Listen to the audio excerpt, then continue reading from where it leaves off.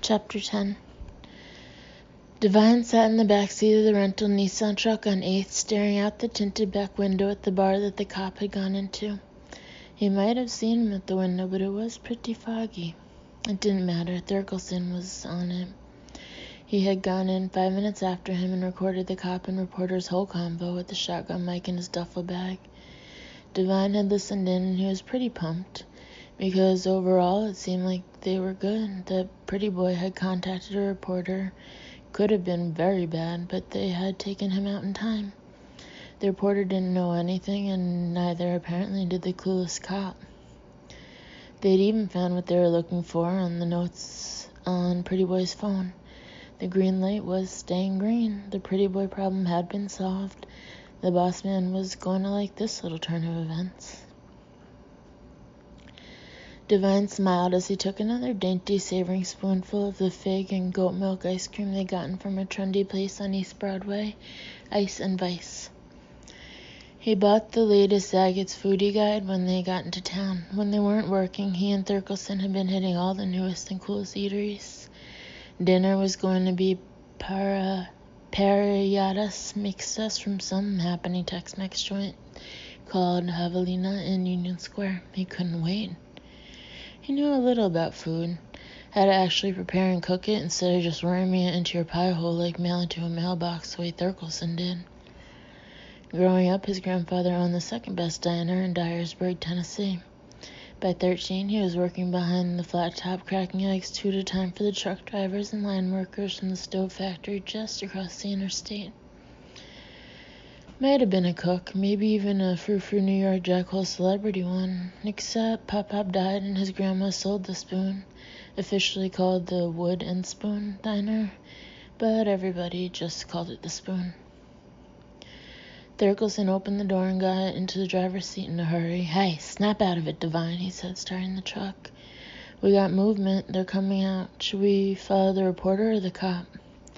"The cop, of course," Devine said, scraping ice cream off the wax cup. "Stay on the cop. The reporter doesn't know his ass from his elbow." Chapter 11.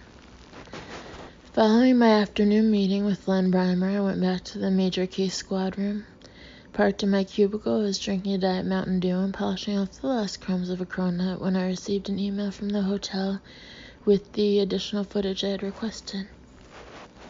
With the new whistleblower angle Breimer had told me about still fresh in my mind, I wanted to take a closer look at the other 2 guys who'd been in the bathroom with our mysterious John Doe.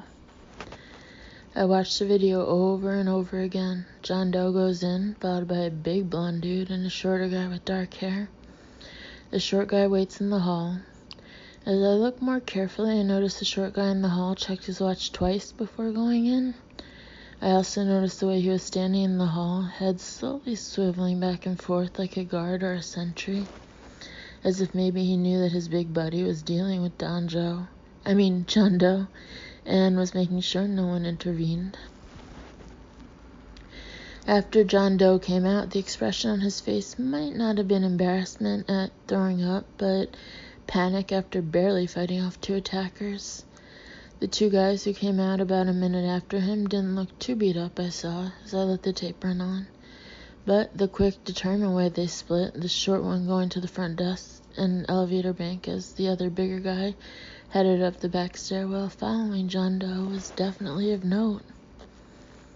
About 7 minutes later, the big blonde guy came back out of the rear stairwell, met up with the short guy, and then they left. I thought about that. 2 men go into the back stairwell that leads to the roof, and only one leaves 7 minutes later. I couldn't say for sure if the blonde guy had thrown our John Doe off the roof, but I couldn't rule it out. I was still sitting there letting these new concerns sink in when my desk phone rang with a muffled chirp. "Mike, I don't know how you jumped the line," medical examiner Dr. Linder said in my ear, but in my hand I hold the hot-off-the-press report from our latent lab.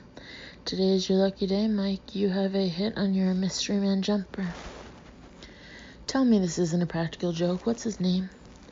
"One Stephen Eardley," she said. "It says here he's in the Air Force.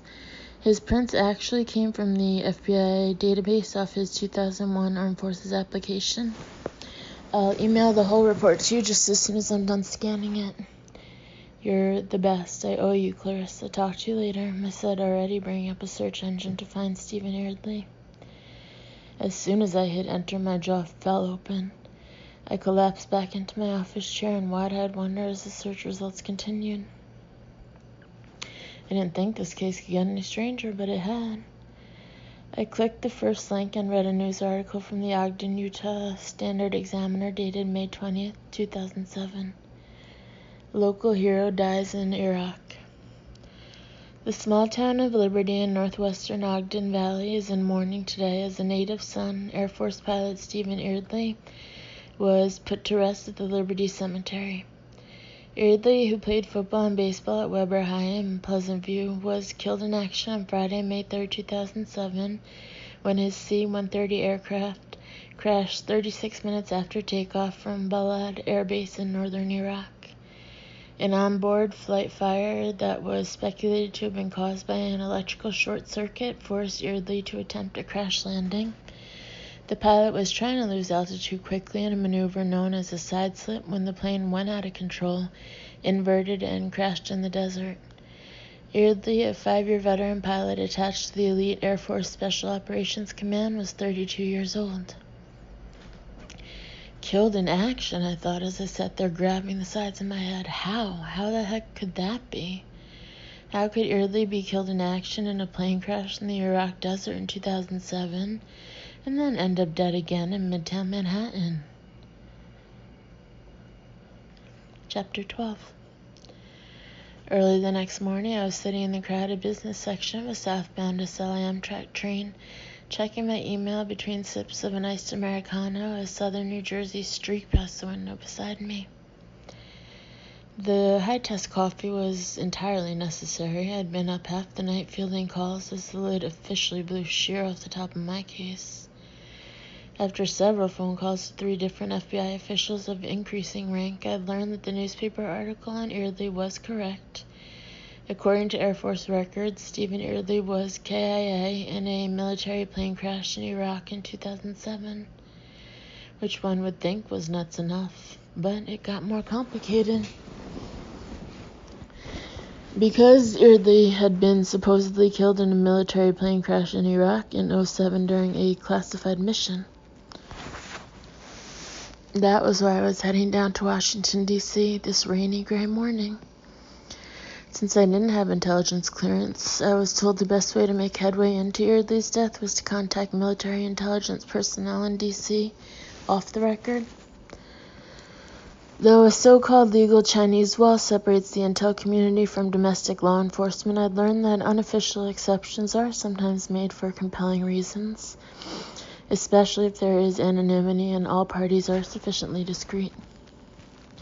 Classified intel and Chinese walls, I thought, putting away my phone to look out the train window at the wet trees and old brick factories blurring past. Deeper and deeper down the rabbit hole I go. Just after 10:30, I got off the train. I found myself smiling despite the rain when I saw the liaison the Bureau had sent to guide me around the Beltway.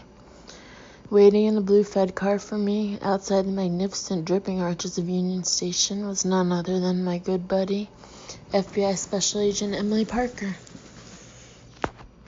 Parker and I had been on several high-profile cases together, including a series of kidnappings of rich kids up in New York.